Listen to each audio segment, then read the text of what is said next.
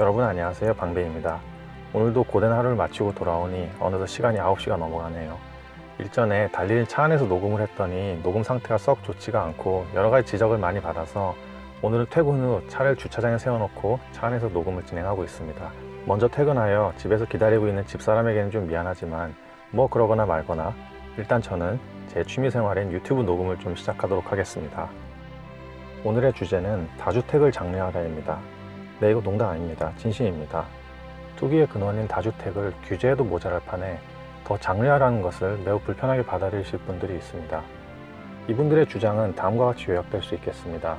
집은 사고 파는 것이 아니고 거주를 해야 할 곳인데 특정 소수 계층이 집을 매점매석 또는 독점을 하여 집값 상승의 이익은 그 특정 소수 계층이 쏙 빼먹고 그 피해는 모두 나머지 국민들, 즉 일반 시민이나 서민 계층에게 전가된다는 그런 주장입니다. 그럴까요?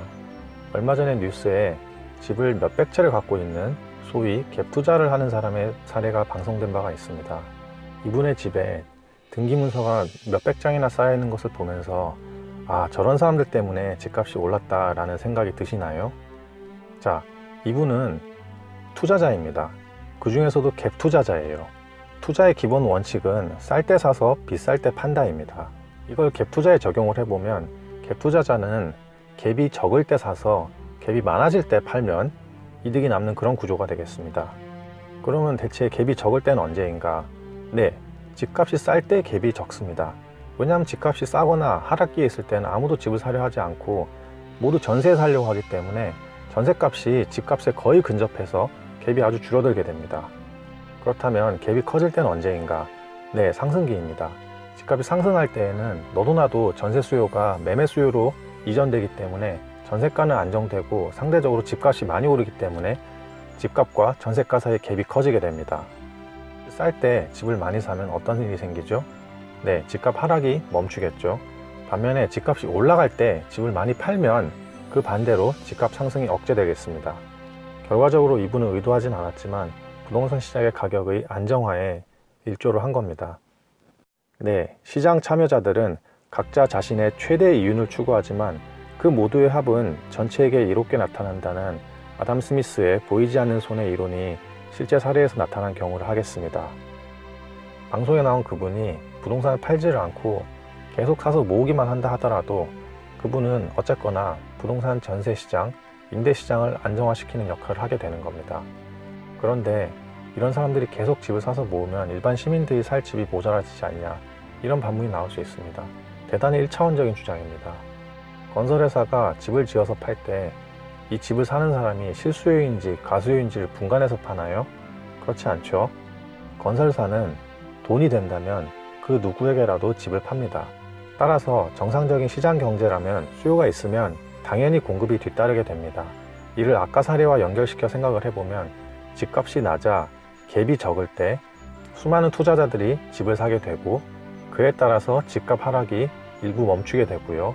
수요가 많이 발생하니까 건설사는 집을 많이 짓게 됩니다. 투자자들이 집을 많이 사서 집값 하락세가 멈추고 집값이 반전해서 상승세로 올라설 때쯤, 그때쯤 아파트가 공급되기 시작하고 그에 따라서 집값 상승세가 다시 또 꺾이기 시작합니다. 이게 정상적인 시장 경제의 가격 곡선이에요. 따라서 집값 안정을 바라는 사람이라면 이런 분들은 경제적 관점에서 볼 때 반드시 필요한 존재들이라는 겁니다. 지금 우리나라에서 하고 있는 이런 주택 정책들이 어느 날 갑자기 우리나라에서 처음 나온 것들이 아니에요. 다 과거 선진국에서 이미 다 시행을 해봤고 그 결과가 좋지 않았기에 선진국들은 이런 정책을 이미 버린 지가 오래입니다. 우리나라는 공식적으로 집값 통계가 잡히기 시작한 게 불과 한 20년 정도밖에 되지 않았지만 일부 선진국 같은 경우는 집값 통계가 300년 전부터 잡혀있는 나라들이 있습니다.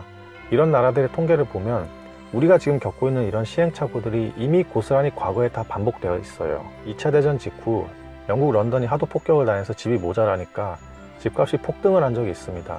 그때 영국 정부가 우리나라 정부가 비슷한 식으로 대응을 했어요. 다주택을 규제를 하고 부동산 시장에 여러 가지 통제를 가했습니다. 그 결과는 집값이 잡히기는커녕 오히려 더 폭등하는 것으로 나타났습니다.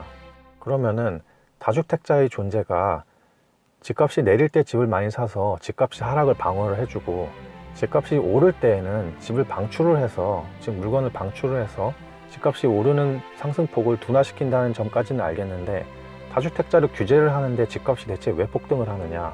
그 이유는 시장 규모에서 비롯됩니다. 시장 규모가 작으면 작은 요인에도 집값의 변동폭이 크게 나타나요. 즉, 수요가 조금만 몰려도 집값이 크게 올라가고 또는 공급이 조금만 늘어도 집값이 크게 내려가는 이런 식의 널뛰기 현상이 계속 반복됩니다. 따라서 집값이 지금처럼 폭등과 폭락을 반복하는 이런 널뛰기 장세를 벗어나서 안정적으로 물가 상승률 정도의 장기 우상향 곡선을 그리려면은 시장 자체에 물건이 많아져야 됩니다. 상식적으로 물건이 많으면 가격의 변동폭이 줄어들거나 오히려 더 내려갈 수도 있겠죠. 반면에 우리가 필요로 하는 재화가 모자라면은 꼭 무슨 마치 한정판처럼 돼서 뭐 물건 하나 사려면 줄을 서야 되고 이럴 경우에는 가격 변동폭이 크게 나타날 수밖에 없습니다. 우리 같은 일반 시민들에게 가장 좋은 거는 예측 가능한 물가 상승률 정도를 크게 벗어나지 않는 장기 우상향하는 주택 가격 곡선입니다. 따라서 집값이 안정화가 되려면, 즉 다른 말로 얘기하면 가격의 변동폭이 줄어들려면 시장에 물건이 많아져야 되고, 이를 과거 선진국의 주택가격 통계에 비추어 볼 때 가장 스윗 스팟이, 즉 가장 넘치지도 않고 모자라지도 않는 가장 적정한 주택 보급률이 약 140% 정도입니다. 현재 우리나라 주택 보급률은 약 100% 선에 머물러 있습니다. 주요 선진국에 비해서 많이 낮아요.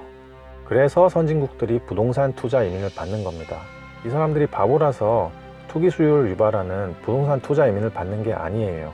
그게 다 부동산 시장을 안정화시키는 요인으로 작용하고 결국 자국민들의 안정적인 경제 생활을 누리는데 꼭 필요한 요인이라는 것을 과거의 경험칙을 바탕으로 알고 있기 때문에 그런 정책을 하는 겁니다.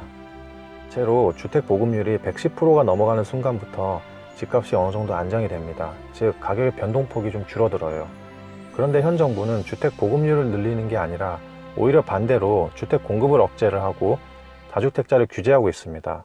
따라서 현 정부의 정책이 계속될 경우에 앞으로의 시장 추이가 상승인지 하락인지는 정확히 예측하기 어렵지만 어느 쪽이 되었든지 간에 보합은 없고 폭등 아니면 폭락으로 급격한 변화가 나타날 것입니다. 이상입니다. 방배입니다.